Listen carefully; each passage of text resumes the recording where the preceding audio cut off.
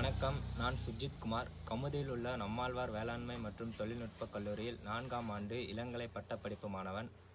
நான் இப்பொழுது என்னோட செயல்முறை கல்வி பருவத்தில் பயணிச்சிட்ருக்கேன். என்னோட இந்த செயல்முறை கல்வி பருவம் எனக்கு மட்டும் பயனுள்ளதாக இல்லாமல் உங்களுக்கும் பயனுள்ளதாக இருக்கணுன்ட்டு தான் இந்த காணொலி தொகுப்பானது வந்து நாங்கள் ஆரம்பிச்சிருக்கோம். அதெல்லாம் இருக்கட்டும், என்னோட இந்த செயல்முறை கல்வினா என்னென்னு தானே யோசிச்சுட்ருக்கீங்க.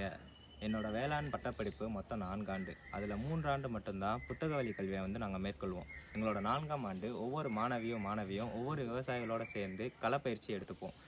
இது போக விவசாயம் மற்றும் விவசாயிகள் சார்ந்த தொழில்களை கல்லூரி மற்றும் ஆசிரியர்களோட உதவியோட நாங்கள் செயல்முறையாக செஞ்சு அதில் வர லாபத்தை நாங்கள் பங்கிட்டுப்போம். இதில் நாங்கள் என்ன செயல்முறை கல்வி மேற்கொள்ள போகிறோன்னா commercial production of bio control agents. இந்த காலகட்டத்தில் 80% விவசாயிகள் வந்து அவங்களோட பயிர்களுக்கு வர பூச்சிகளை கட்டுப்படுத்துறதுக்கு ரசாயன பூச்சிக்கொல்லிகளை மட்டுமே பயன்படுத்துகிறாங்க. அதனால் மனிதர்களுக்கும் சுற்றுச்சூழலுக்கும் நல்லதான்னு கேட்டிங்கன்னா நிச்சயம் இல்லை. ரசாயன பூச்சிக்கொல்லிகளை மட்டும்தான் பயன்படுத்தி பூச்சிகளை கட்டுப்படுத்தணுமா, இயற்கையாக கட்டுப்படுத்த முடியாதான்னு கேட்டிங்கன்னா இயற்கை பூச்சிக்கொல்லிகள் நிறையவே இருக்குது. அது மாதிரி எல்லா பூச்சிகளும் பயிர்களுக்கு தீங்கு விளைவிக்கிறது கிடையாது.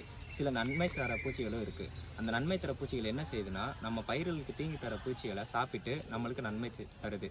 அந்த மாதிரி நன்சை பூச்சிகளையும் பூஞ்சைகளையும் செயற்கை முறையாக அதிக அளவில் உற்பத்தி செய்கிறது தான் எங்களோட செயல்முறை கல்வி. இந்த செயல்முறை கல்வியில் நாங்கள் எப்படி இந்த நன்சை பூச்சிகளை உற்பத்தி செய்கிறோன்றதையும் அதோட நன்மைகளை எப்படி நாங்கள் விவசாயிகள் மத்தியில் ஊக்குவிக்கிறோன்றதையும் அதிலிருந்து நாங்கள் எவ்வளோ லாபத்தை ஈட்டுறோன்றதையும் இனி வரும் காணொலிகளில் காண்போம். அதுவரை உங்களிடமிருந்து விடைபெறுவது சுஜித் குமார், நம்மாழ்வார் வேளாண்மை மற்றும் தொழில்நுட்ப கல்லூரி மாணவன்.